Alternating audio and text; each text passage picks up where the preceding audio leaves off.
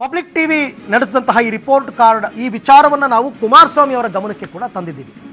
ಅವರ ರಿಯಾಕ್ಷನ್ ಏನು, ದೆಹಲಿಯಲ್ಲಿ ಮಾತನಾಡಿದ್ದಾರೆ, ಏನು ಹೇಳಿದ್ರು ನೋಡೋಣ.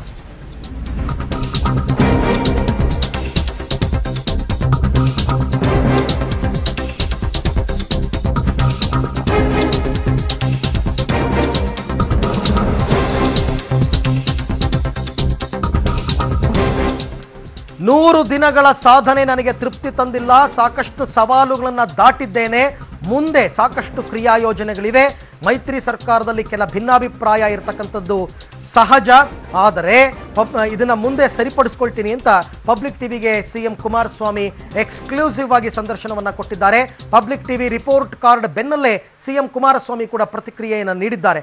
ನಿಮಗೆ 100 ದಿನದ ಸಾಧನೆ ತೃಪ್ತಿ ತಂದಿದೆಯಾ ಸರ್ ಅಂತ ಕೇಳಿದ್ದಕ್ಕೆ ಇಲ್ಲ, ನನಗೆ ತೃಪ್ತಿ ತಂದಿಲ್ಲ, ಹಲವಾರು ಸವಾಲುಗಳ ನಡುವೆ ಕೆಲವು ದಿಟ್ಟ ನಿರ್ಧಾರ ತಗೊಂಡಿದ್ದೀನಿ, ಅವುಗಳ ಬಗ್ಗೆ ನನಗೆ ಸಮಾಧಾನ ಇದೆ ಅಂತ ಹೇಳಿದ್ದಾರೆ.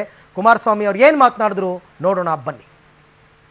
ಮೈತ್ರಿ ಸರ್ಕಾರಕ್ಕೆ ಈಗ 100 ದಿನ ಪೂರ್ಣ ಆಗಿರುವಂಥದ್ದು. ಈ ಬಗ್ಗೆ ಮಾತಾಡಲಿಕ್ಕೆ ನಮ್ಮ ಜೊತೆಗೆ ಸ್ವತಃ ಸಿಎಂ ಕುಮಾರಸ್ವಾಮಿ ಅವರಿದ್ದಾರೆ. ಏನು ಹೇಳ್ತಾರೆ 100 ದಿನದಲ್ಲಿ ಅಂತ?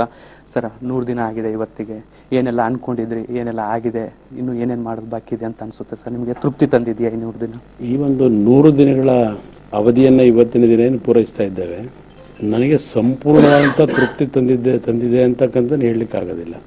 ಆದರೆ ಕೆಲವು ವಿಷಯಗಳಲ್ಲಿ ಹಲವಾರು ಸವಾಲುಗಳಿದ್ದರು, ಅದೆಲ್ಲವನ್ನ ದಾಟಿ ಕೆಲವು ತೀರ್ಮಾನಗಳನ್ನೇನು ಮಾಡಿದ್ದೇನೆ, ಆ ತೀರ್ಮಾನಗಳ ಬಗ್ಗೆ ತೃಪ್ತಿ ತಂದಿದೆ. ಅದರ ಜೊತೆಗೆ ಸರ್ಕಾರದ ಮಟ್ಟದಲ್ಲಿ ನಮ್ಮ ಯಾವುದೇ ಒಂದು ಯೋಜನೆಗಳನ್ನು ಅನುಷ್ಠಾನಕ್ಕೆ ತರಬೇಕಾದ್ರೆ ಅಧಿಕಾರಿಗಳ ವಿಶ್ವಾಸವನ್ನು ಸರ್ಕಾರ ಪಡೆಯಬೇಕು. ಆ ನಿಟ್ಟಿನಲ್ಲಿ ಸರ್ಕಾರದಲ್ಲಿ ಕೆಲಸವನ್ನು ನಿರ್ವಹಣೆ ಮಾಡತಕ್ಕಂಥ ಅಧಿಕಾರಿಗಳಲ್ಲಿ ಎಲ್ಲೋ ಒಂದು ಕಡೆ ಕಳೆದ 10 ವರ್ಷದ ಆಡಳಿತದಲ್ಲಿ ಜನತೆಯ ನಿರೀಕ್ಷೆಗಳನ್ನ ತಲುಪತಕ್ಕಂಥದ್ರಲ್ಲಿ ಬದಲಾವಣೆಗಳೇನಿತ್ತು ಅದನ್ನು ಸರಿಪಡಿಸ್ತಕ್ಕಂಥ ನಿಟ್ಟಿನಲ್ಲಿ ಅಧಿಕಾರಿಗಳನ್ನ ಒಂದು 80 ಭಾಗವಾದರೂ ಇವತ್ತು ವಿಶ್ವಾಸಕ್ಕೆ ತೆಗೆದುಕೊಳ್ತಕ್ಕಂಥದ್ದು ಯಶಸ್ವಿಯನ್ನಾಗಿದ್ದೇನೆ.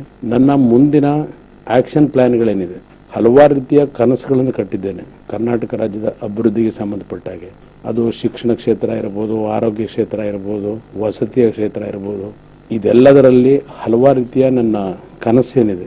ಬೆಂಗಳೂರು ನಗರದ ಹಲವಾರು ಸಮಸ್ಯೆಗಳಿಗೆ ಇದನ್ನ ಮುಂದಿನ ದಿನಗಳಲ್ಲಿ ಬಹುಶಃ ತಾವು ನನ್ನ ಒಂದು ಕಾರ್ಯಗಳ ಒಂದು ಜಾರಿಗೆ ತರ್ತಕ್ಕಂಥ ನಿಟ್ಟಿನಿಂದ ಅನುಭವಗಳಾಗ್ತದೆ ಅಂತಕ್ಕಂಥದ್ದು ನನ್ನ ಅಭಿಪ್ರಾಯ. ಸರ್, ಈಗ ಸಚಿವ ಸಂಪುಟ ವಿಚಾರಕ್ಕೆ ಬಂದರೆ ಎಲ್ಲರೂ ಕೂಡ ನಿಮಗೆ ಸಹಕಾರ ನೀಡ್ತಿದ್ದಾರಾ, ಹೇಗೆ?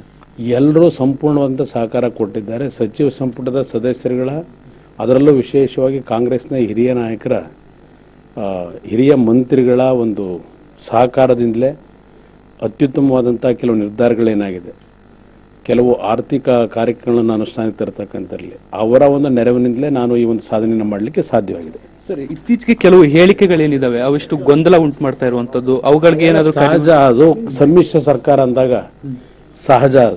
ಅದು ಒಂದೇ ಪಕ್ಷದ ಸರ್ಕಾರಗಳಿದ್ದಾಗಲೇ ಇಂಥ ಒಂದು ಗೊಂದಲದ ಹೇಳಿಕೆಗಳನ್ನು ನಾವು ಕಾಣ್ತೇವೆ. ಸಮ್ಮಿಶ್ರ ಸರ್ಕಾರದಲ್ಲಿ ಬರತಕ್ಕಂಥ ಕೆಲವು ಹೇಳಿಕೆಗಳನ್ನು ಕೆಲವು ವಲಯಗಳಲ್ಲಿ ತಿರುಚಿ ಬರೆಯತಕ್ಕಂಥದ್ದೇನಿದೆ ಅದು ಕೆಲವರಿಗೆ ಸಂಶಯ ಮಾಡಬಹುದು, ಆದರೆ ನಮ್ಮಲ್ಲಿ ಯಾವುದೇ ರೀತಿ ಗೊಂದಲಗಳು. ಇದಿಷ್ಟು ಎಚ್.ಡಿ. ಕುಮಾರಸ್ವಾಮಿ ಅವರ ಮಾತು. ಸರ್ಕಾರ 100 ದಿನವನ್ನು ಯಶಸ್ವಿಯಾಗಿ ತಲುಪಿರುವಂಥದ್ದು. ಒಂದಿಷ್ಟು ಭಿನ್ನಾಭಿಪ್ರಾಯಗಳು ಮೈತ್ರಿ ಸರ್ಕಾರದಿಂದ ಇರುವಂಥದ್ದು ಸಹಜ. ಮುಂದಿನ ದಿನಗಳಲ್ಲಿ ಮತ್ತಷ್ಟು ಅಭಿವೃದ್ಧಿ ಕಾರ್ಯಗಳನ್ನು ಮಾಡ್ತೀವಿ. ಈಗಾಗಲೇ ಸಾಲ ಮನ್ನಾದಂಥ ಮಹತ್ವದ ಕಾರ್ಯಯೋಜನೆಗಳನ್ನು ಮಾಡಿದ್ದೀವಿ.